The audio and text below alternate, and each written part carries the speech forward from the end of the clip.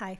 So the point of this video is not to be exhaustive with my information concerning topical steroid withdrawal, but it's more so just to give you guys the update of why I was missing here on YouTube for most of 2021. I'm also not a medical professional, so I cannot give medical advice. This is just our experience. With that said, let's get into it. The year started off really well. I was working out, I was on top of my scheduling, I was on top of my editing, I had a lot of video projects, live streams planned, and then it all kind of went to crap. In April, I lost my church. I'm not going to get into that too much, but it was a huge emotional and I guess spiritual blow. It was a lot like losing family. I believe I gave myself some time off to kind of recuperate from that. But just a few months later, my husband, John, ended up coming down with something called topical steroid withdrawal syndrome. Now, we did not know at the time that he had that. It took us a while to find out. First of all, what is topical steroid withdrawal? I think the layman's definition of it is when the skin becomes so addicted to topical steroids that it doesn't know how to regulate itself anymore. So what steroids do is it suppresses the inflammation, but it doesn't necessarily really address the root cause of the inflammation. It's a suppressant. You can imagine when the skin becomes addicted to a suppressant and then you don't give the suppressant anymore, or you don't give a stronger version of the suppressant anymore, that it will basically lose control of itself. I'm going to look down here to read off a list of symptoms because it is a long list. So I apologize that I'm not looking straight at you guys while delivering this list. It is slightly different from person to person, but for John, it was extreme itching, 24/7, no relief. The inflammation spread to at least 60% of his body, not just where the inflammation originally was. He had what's called red skin syndrome. It can happen in two notable places. One is the face, where the entire face gets really red and super inflamed. Like, it's literally red, lobster red skin, but it spares the nose. The other notable place that this happens is the arm. You get what's called a red sleeve. So the skin is just all red, but it spares your palms. This time around, and I'll get into that later, he showed red skin syndrome on his face. Really, most of his body was red. His skin was really thin, cracking, and oozing. Whenever the skin did have a chance to crust and heal a bit, it would flake off an entire layer of skin very rapidly. So the flaking was intense. It was like it was snowing off of him. He also had extreme fatigue combined with his circadian rhythm being completely knocked off. Instead of your normal bedtime and morning time that your body usually can detect on its own, his body thought that every day was split into 2 days, in which bedtime was 6 or 7 a.m. and then wake up time would be around 11 or noon, and bedtime again at 2 p.m., waking up at 5. So I was essentially caring for a vampire. He would also get full body spasms, and he had absolutely no body temperature control. So he would overheat very easily. He would also get chilled very, very easily, very, very sensitive. All of these symptoms come in waves. It's a cycle of a flare and then a break and then back to a flare again and break, etc. It just so happened that the first big flare was in the beginning of July 2021. In the month of July, I'm not going to go into crazy chronological detail as to what happened, but the gist of it was that I ended up taking him to the urgent care, which in the US, it's the doctor between your normal family primary care physician and emergency. So we didn't go to the emergency room, we went to the urgent care, which is kind of like just a doctor on call. I believe the first visit, he had steroids shot into him because at that point, none of us knew, including the doctors, that this was topical steroid withdrawal. He just looked like he was crazy inflamed. So in order to get the inflammation to go down as quickly as possible, they shot some steroids into him. They also prescribed him prednisone, which is an oral steroid. And he was on antibiotics for 2 weeks. I can't remember if it was 2 or 3 weeks. It was a very long time because they thought that the oozing was infection.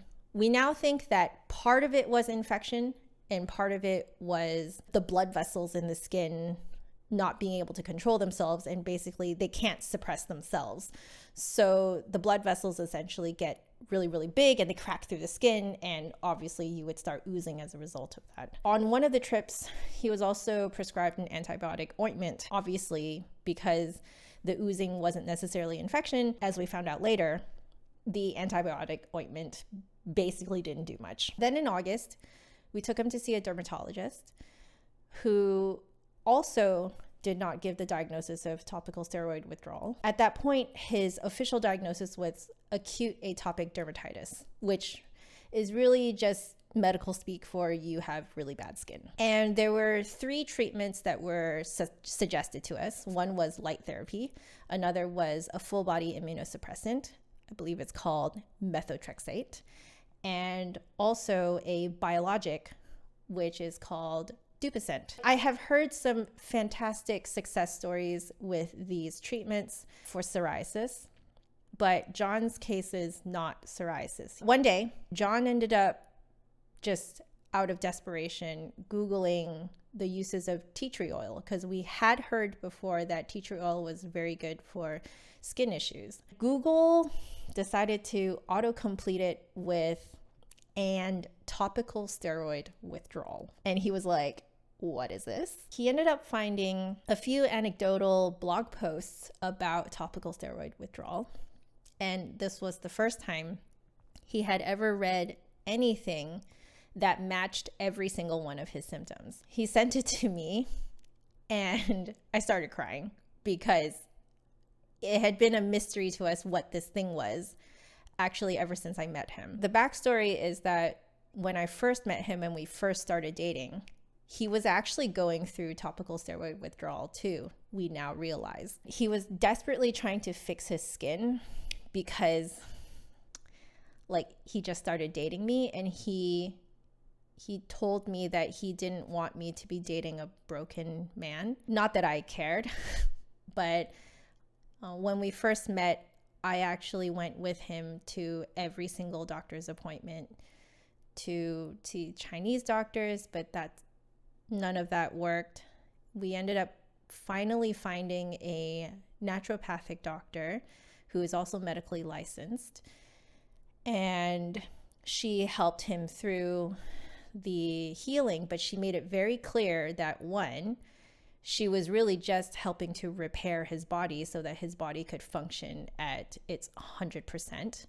But in terms of the actual skin issue, she was like, it's more that the skin would reflect a healthy inside. She made it very clear to us that she was not making a very specific diagnosis as to what he had. And she was very, very plain with us that she was like, I actually have no idea what this is, but I can tell it's some sort of inflammation. I can tell that we need to detox your body somehow. So we're going to detox and repair your gut health and stuff like that. Sure enough, over the course of a year and a half, I believe the full recovery was probably more like 2 years. John made a full recovery and had completely clear skin. What we now realize that really worked was the fact that he just never went back on steroids. He went back on topical steroids about a year and a half before this last crazy explosion in July, because he had an inflammation behind his thighs. We ended up using it until he exploded like this. And we now realize that that is absolutely not what he should have done. Topical steroid use really should only be used for maximum 2 weeks, and using as little of it as possible, and never put it on your face. He knew never to put it on his face, and he also knew that the stuff was extremely strong. So whenever I helped him with topical steroid application, he would always force me to very, very thoroughly wash my hands. He has had it another time before I met him as well, when he was in high school. He was also on a ton of extremely strong topical steroids then, and nothing helped. It just kept getting worse and worse. We now know it's because his skin was just so addicted to them that it just lost control of itself completely. He ended up rage quitting steroids when he went to university. And so little by little, he healed. In the moment, you really don't know what it is because the symptoms are kind of all over the place. You know, like you wouldn't really think that body spasms, lack of body temperature control, and a knocked off circadian rhythm would be rooted in the same syndrome. He had all those symptoms before too when I first met him. And I remember thinking to myself, oh, that's really interesting. My new boyfriend is really quirky. Hindsight is 2020. I've left a few links in the info box below of the 2 blog posts that made us realize that what he has was likely topical steroid withdrawal. And I've also listed a few more links from the National Eczema Association concerning topical steroid withdrawal if you wanted to read more about it. They just posted that article in March of 2021. I've also left a link to ITSAN, which is the International Topical Steroid Awareness Network. I believe that's what it is. That whole organization is devoted to bringing awareness to topical steroid withdrawal, and it has a whole helpful article on how to cope with it, ways to make it better, but really the only cure is time. So after we found this out, we decided to go back to our naturopathic doctor. I think by that point we had not seen her in like 5 years or something. This time around, she was like, now I have heard of topical steroid withdrawal. He definitely has topical steroid withdrawal. Right before we found out that it was topical steroid withdrawal, we had booked tickets to go and stay in Toronto for a month. And the reason why we did this was because we were looking at when in John's life was his skin the best. And it was when he was in university in Toronto. We were desperate and we're like, we need to try and replicate whatever it was that he did in Toronto. We booked tickets and we found a place to stay for a month to rent. But then we found out about topical steroid withdrawal. We asked our naturopathic doctor if we should still go, and she said yes. She wanted us to essentially have different food input that was not from the US. So in a way, it could kind of help reset John's internal health. That's like a super layman's way of putting it. We decided to just go through with it. One thing I haven't mentioned yet was that when we were going through this nightmare in July and August, there were many, many, many tears shed. We just were at our wits' end. We didn't know how to help John, and we were just watching this inflammation get worse and worse and worse. A lot of sleepless nights, me trying to care for him, but I don't know what to do. I didn't know at the time how to care for cracked, oozing skin that was really fragile. And it was all over his face, all over his arms, his legs. There was just no comfortable position for him to be standing, sitting, lying down, and there's no reprieve. He's just itchy all the time on top of having super fragile skin. We just didn't really know, like, can we continue living like this? He even asked me why I was still with him. Can we ever build a family if he has a condition like this? And at the time we didn't know what it was. Every night was just constant scratching. He'd be flipping over and over in bed for hours and hours, constantly getting up to re-moisturize. Even if he was about to fall asleep, the full body spasms would wake him up. His itch attacks that he would get would quickly devolve into panic attacks because they just wouldn't stop. And I ended up being the one who had to hold him and gently talk him through the attack. And it kind of ended up that I was the only thing that could comfort him. So I was kind of putting myself on hold all of the time, just trying to scrape by with the least amount of work that I could possibly do to make sure that I was on standby for him. In July and August, this place did not feel safe to us. But in Toronto, just the change of place,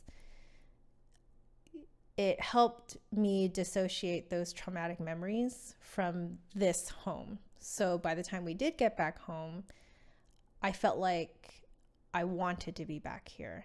it felt like a safe place again. So being in Toronto gave us this kind of new place, not really new to him, but new to me, to explore together, take our minds off of his skin. With his mind off of his skin more, he's poking at it less so it can heal more. Weirdly, that was a really great outcome of staying in Toronto. I need to teach a lesson, so I'll be right back. Hello, I'm back. So come October was when I ended up going to the Flute Center of New York for a visit, and that was when I ended up doing 2 live streams.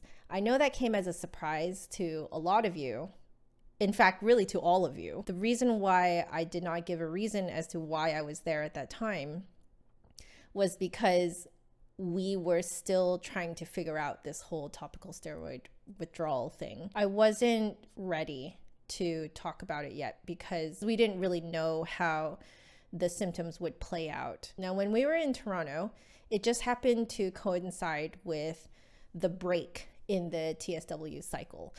So John showed signs of pretty good recovery while we were in Toronto, but in the few weeks before we went back home to Seattle, he was showing signs of starting to flare up again.